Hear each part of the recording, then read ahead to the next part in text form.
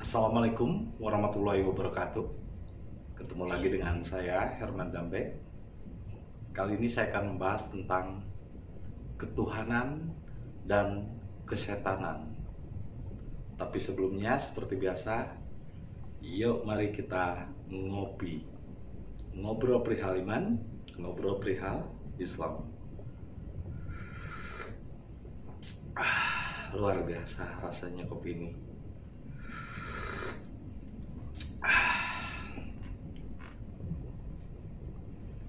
Hidup akan terasa lebih indah jika kita menikmati dengan rasa. Nah, ini saya akan mengulang kembali video tentang ketuhanan dan kesetanan. Itu adalah perbedaannya membumi dan melangit. Jadi hakikatnya orang-orang yang benar-benar berketuhanan artinya adalah Tuhan sudah meliputi di dalam dirinya, baik di luar diri yang paling luar dan di dalam diri yang paling dalam. Maka sifat dan kelakuannya lebih kepada kemanusiaan. Dia lebih membumi, dia lebih low profile, biasa saja. Bahkan dia tidak pernah membicarakan tentang Tuhan, tidak pernah membicarakan tentang Allah, menggembor-gemborin Allah, Tuhan dan lain sebagainya. Setiap bertemu dengan orang selalu membicarakan Tuhan. Tidak, justru orang-orang yang berketuhanan, dia akan bekerja layaknya manusia biasa. Karena memang ketika dia bertuhan, tugas untuk menjadi manusia, bukan untuk menjadi Tuhan.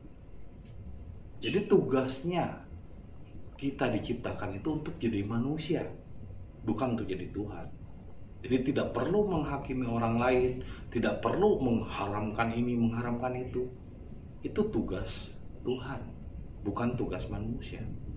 Sehingga manusia yang berketuhanan adalah manusia yang membumi, yang lebih banyak bekerja, bergerak, melakukan yang terbaik yang berguna bagi dirinya, keluarganya, dan orang lain, dan juga bangsanya. Khairun nas anfa'uhum linnas. Sebaik-baiknya manusia adalah yang berguna bagi dirinya dan orang lain. Ini adalah ketuhanan. Berbeda dengan orang yang kesetanan. Orang yang kesetanan itu lebih banyak membicarakan Tuhan, lebih banyak membicarakan Allah. Kata Allah, demi Allah, bersumpah demi Allah, dan lain sebagainya. Nah, karena apa? Hakikatnya setan itu juga ibadah kepada Allah, bahkan rajin beribadah. Tapi apa yang menjadikannya ia menjadi setan? Itu karena kesombongan. Setelah banyak membicarakan Tuhan, dia berpikir dan tahu tentang Tuhan, akhirnya dia merasa tahu, merasa benar. Makanya kalau mau belajar, jangan belajar benar.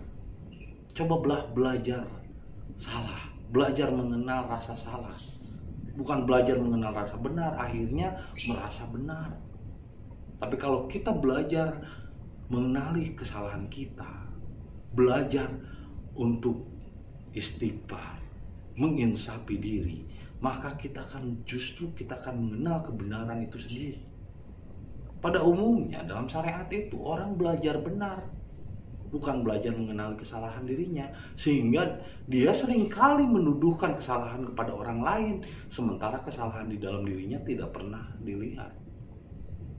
Ya, karena dia bertuhan kepada hayalan dan imajinasi, kepada prasangka. Oh, Tuhan harus begini, harus begitu, harus ibadah, harus sholat. Katanya Islam itu harus sholat. Terbalik, bukan Islam harus sholat, tapi sholat itu harus Islam. Ketika kita melaksanakan sholat, itu harus berserah diri pada Allah. Bukan sholat itu Islam itu harus sholat, sholat itu harus Islam.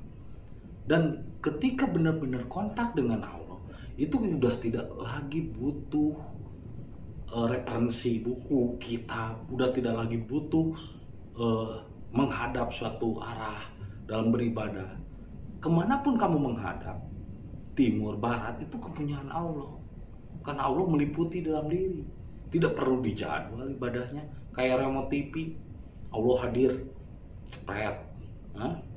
Itu kan seolah-olah dijadwal. Tuhan itu diremote sama manusia. Harusnya kan manusia yang diremote sama Tuhan. Nah ini zaman sekarang udah zaman canggih. Maksa kita pikirannya masih primitif. Jadi Tuhan itu mendekat dan tidaknya tergantung dari kedekatan kita.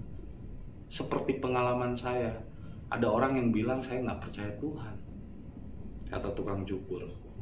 Kenapa? Karena katanya di Palestina banyak katanya dibom anak-anak kecil sengsara. Terus katanya banyak orang yang susah. Kalau Tuhan ada, kenapa katanya kan Tuhan maha menolong, maha baik. Akhirnya saya pun nggak bisa menjawab. Pas keluar ada ada pengamen yang rambutnya gondrong, kayak pemain reggae panjang gitu di gimbal. Saya ajak, saya kasih rokok, kamu ikut dengan saya ke tukang cukur. Akhirnya saya balik lagi ke tukang cukur setelah selesai dicukur. Saya bilang ke tukang cukur itu tidak ada. Kata dia, lah kamu kan barusan tadi dicukur sama saya, kenapa kamu bilang saya tidak ada? Ini buktinya, ada pengamen yang gimbal, yang rambutnya panjang, berarti tidak ada tukang cukur. Kata tukang cukur, ya salahnya sendiri, kenapa dia tidak menghampiri saya untuk dicukur. Nah sama seperti Tuhan, Anda tidak percaya Tuhan, salahmu sendiri, kenapa engkau tidak menghampirinya? Karena Tuhan itu bukan Tuhan yang butuh kita, tapi kita yang butuh Tuhan. Dan ketuhanan yang sebenarnya bukan menurut pikiran, bukan menurut pemahaman. Justru Tuhan tidak bisa dijangkau menurut kepahaman dan pemahaman. Tidak bisa dijangkau dengan ilmu. Kalau seandainya Tuhan bisa dijangkau oleh ilmu, berarti Tuhanmu adalah ilmu. Kalau Tuhanmu bisa dipahami dengan kitab, berarti Tuhanmu adalah kitab. Kalau Tuhanmu bisa dipahami dengan agama, berarti Tuhanmu adalah agama. Kalau Anda memahami Tuhan dari ulama dan kiai, berarti Tuhanmu adalah ulama dan kiai. Berketuhananlah kepada dirimu sendiri, mengabdilah pada diri. Karena ibadah itu mengabdi pada diri, itulah ketuhanan. Bukan mengabdi kepada ulama, bukan mengabdi kepada kitab, bukan mengabdi kepada suatu tempat yang disucikan. Mengabdilah kepada diri. Itulah ketuhanan. Dan orang-orang yang berketuhanan jarang membicarakan Tuhan, jarang membicarakan Allah. Lebih banyak menyampaikan ide-ide yang berguna bagi dirinya dan orang lain, yang memberi inspirasi. Justru orang-orang yang terlalu banyak membicarakan Tuhan adalah manusia-manusia yang kesetanan. Apakah setan tidak menyuruh berbuat baik? Ya setan juga bersumpahnya demi Allah.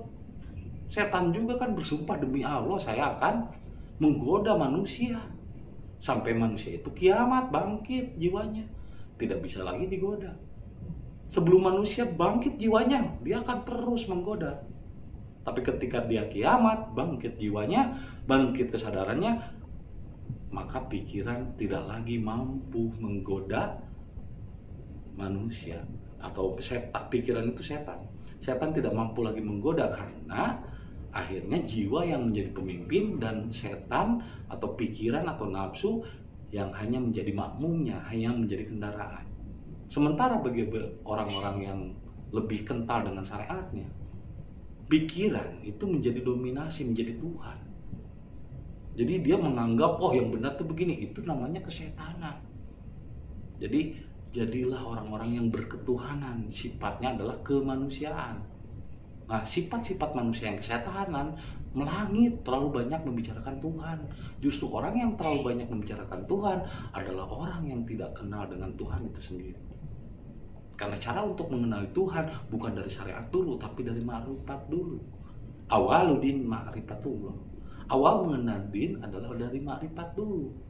Man arofa nafsahu faqad arofa rabbahu. Barang siapa yang mengenali dirinya, maka dia akan mengenali Tuhannya. Jadi kenali dulu dirimu. Itu awal menuju ketuhanan. Jangan terlalu banyak berbicara Tuhan. Ya. Tinggal Anda sendiri yang memilih berketuhanan atau kesetanan. Jadi banyak orang-orang sekarang ini Yang terlalu banyak membicarakan Tuhan justru adalah manusia-manusia yang kesetanan, apalagi membicarakan dalil. Ya, terima kasih atas kesediaan menonton video saya dan saksikan terus video-video berikutnya. Kopi ketika otak perlu inspirasi.